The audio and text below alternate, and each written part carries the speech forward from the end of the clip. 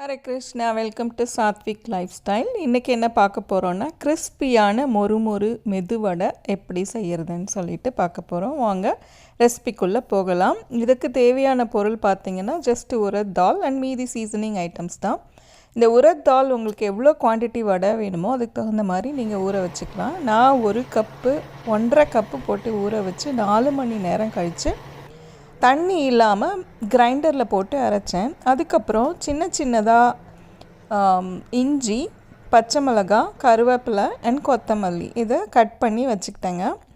இதுக்கு நடுவில் இந்த கிரைண்டரில் மாவு போட்டிருந்தேன், உளுந்து போட்டிருந்தேன் இல்லைங்களா, அது நைஸாக அரைச்சி எடுத்தாச்சு. இதுக்கு கூடவே சால்ட் அண்டு பெருஞ்சீரகம் தனியாக எடுத்து வச்சுக்கிட்டேங்க. ஸோ இப்போது இந்த கிரைண்டர்லேருந்து மாவு வழித்து எடுத்து ஒரு பாத்திரத்தில் தண்ணி இல்லாமல் தொடச்சிட்டு பாத்திரத்தில் போடணுங்க. போட்டுட்டு அந்த பாத்திரத்தில் அந்த மாவு கை வச்சு கொஞ்சம் ஒரு ஸ்பூனில் வச்சு கலக்கி விடுற மாதிரி கை வச்சு நீங்கள் அந்த மாவை சுற்றி விட்டிங்கன்னா கொஞ்சம் ஏர் பபிள்ஸ் ஃபார்ம் ஆகும். ஸோ உங்களுக்கு மெதுவடை கிறிஸ்பியாக கிடைக்கும். அதுதான் அந்த சீக்ரெட்டு அண்ட் என்னோட டிப்ஸு. நீங்கள் அதுக்கப்புறம் இந்த கட் பண்ணி வச்சுருக்கிற இஞ்சி, பச்சை மிளகாய், கறிவேப்பிலை இது 3த்தையும் போட்டு நல்லா மிக்ஸ் பண்ணி விடணும். அதுக்கப்புறம் பார்த்திங்கன்னா பெருங்காயப்பொடி அண்ட் சால்ட்டு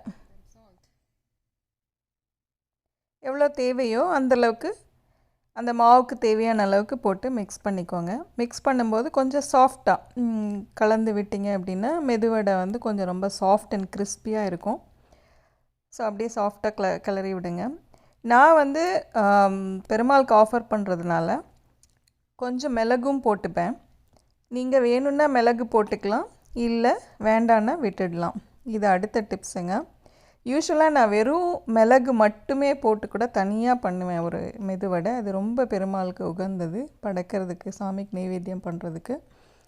இந்த இதில் கூட கொஞ்சம் மிளகும் போட்டாச்சு. மற்ற எதுவுமே நான் போடலைங்க. தட் இஸ் அரிசி மாவு ஒரு சிலர் போடுவாங்க, ஒரு சிலர் சோடா போடுவாங்க. என்னோடய ஸ்டைலில் எதுவுமே கிடையாது. ஜஸ்ட் இந்த 4 இன்க்ரீடியன்ட்ஸ் மட்டும்தான். அடிஷ்னலாக ஹிங் ஆர் அசஃபோட்டிடா ஆர் பெருங்காயம் அதுதான் போடுவேன். அது போட்டு முடித்த பிறகு நீங்கள் எண்ணெய் காய வச்சுட்டு எண்ணெய் கொஞ்சம் மீடியம் டு ஹை ஹீட்டில் வச்சு நீங்கள் அந்த எண்ணெயை சூடு பண்ணிடணும். பண்ணிட்ட பிறகு கொஞ்சம் சிம்மில் வச்சிடணும். அப்போ தான் நீங்கள் வடை போடும்போது மெதுவாக ஸ்லோவாக உங்களுக்கு உள்ளெல்லாம் வெந்துடும். அதே சமயத்தில் வெளியில் கிறிஸ்பாக இருக்கும். And at the same time ரொம்ப கருப்பாகாது வடை. ஸோ இது பக்குவமாக இருக்குது. இதுவே பார்த்திங்கன்னா கொஞ்சம் சைடில் எண்ணெய் ரொம்ப ஹீட் ஆகிட்டதுனால அது ஒரு மாதிரி செவந்து போயிடுச்சு. பட் டேஸ்ட் உங்களுக்கு ஒன்றும் தெரியாது. கருப்பான மாதிரி இருந்தால் கூட அது தீஞ்சு போனதெல்லாம் கிடையாது, நல்லாவே இருக்கும் டேஸ்ட்டு. ஸோ இவ்வளோ தாங்க வடை போடுறதுல ஒரு ஸ்பெஷாலிட்டி. அந்த எண்ணெய் கரெக்டான சூடில் இருக்கணும். அதே மாதிரி பக்கத்துலேயே இருந்து திருப்பி விட்டு அது செவக்காமல் கருக்காமல் தீயாமல் எடுக்கணும். அவ்வளோதான் அந்த கிறிஸ்பினஸ் வர்றதுக்கு. மற்றபடி இந்த பக்குவம் ஃபுல்லாக அரைக்கிறதுலையும் அந்த தண்ணி சேர்க்கறதுலையும் மட்டும்தான் இருக்குது. தண்ணியும் அரைக்கிறதும் பார்த்து பண்ணிங்கன்னா கரெக்டாக வந்துடும். ஸோ இப்போ பார்த்திங்கன்னா சூடாக கிறிஸ்பியாக ரெடி ஆகிடுச்சு வடை.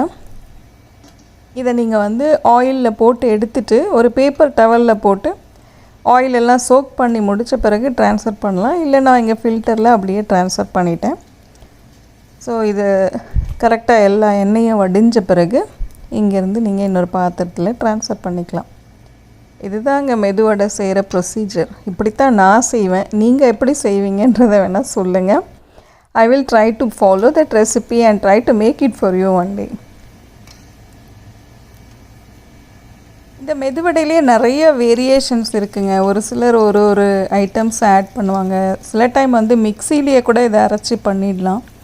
மிக்சியில் அரைச்சி பண்ணுறதுக்கு ஒரு 2-3 நல்ல டிப்ஸ் இருக்குது. அதுபடி பண்ணால் எண்ணெயும் குடிக்காது, அதே டைமில் மொறுன்னும் கிடைக்கும். அது இன்னொரு நாள் நான் உங்களுக்கு செஞ்சு காமிக்கிறேன். என்னென்னா அது இந்தளவுக்கு சாஃப்டாக வராது மெதுவடை. இந்த சென்ஸ் லைக் அந்த கிரைண்டரில் அரைக்கிற சாஃப்ட்னஸ் வராது. பட் ஸ்டில் நம்ம அந்த சாஃப்ட்னஸ் வந்து மிக்சிலையும் கொண்டு வரலாம். அதுக்கு ஒரு சில டிப்ஸ் எல்லாம் இருக்குது. நான் அப்புறமா இன்னொரு ரெசிபி இன்னொரு வீடியோவில் நான் போடுறேன். இப்போ பார்த்திங்கன்னா அடுத்த பேட்ச் போட்டு எடுத்துகிட்ருக்கேன். ஸோ இது வந்து கிறிஸ்பியாக வந்துட்டு ரொம்ப கலர்ஃபுல்லாக அழகாக இருக்குது. ஸோ இதை கிருஷ்ணாவுக்கு ஆஃபர் பண்ணிவிட்டு சாப்பிடும்போது ரொம்ப ரொம்ப உங்களுக்கு என்ன சொல்கிறது, ஸ்நாக்ஸு சாப்பிடும்போது இன்னும் சாப்பிட்டுட்டே இருக்கலான்னு இருக்கும். இந்த வடையை வச்சு நான் 2-3 வேரியேஷன்ஸ் பண்ணுவேன். என்னென்னா இதை ஹாட் வாட்டரில் போட்டு சோக் பண்ணிவிட்டு உடனே எடுத்துடணும். அப்புறம் நம்ம தயிர் அதை வச்சு ஒரு ரைத்தா மாதிரி லைக் அந்த கொரியண்டர் லீவ்ஸ், அப்புறம் அந்த சால்ட்டு, கொஞ்சம் சாட் மசாலா எல்லாம் போட்டு மிக்ஸ் பண்ணி அதுக்குள்ளே இந்த வடையை போட்டிங்கன்னா தயிர் வடை ஆகிடும். அது கூட இன்னொரு நாள் செஞ்சு காமிக்கிறேன். இவ்வளோ தான் வடை. ஆஃபர் பண்ணி முடித்த பிறகு நீங்கள் டேஸ்ட் பண்ணலாம்.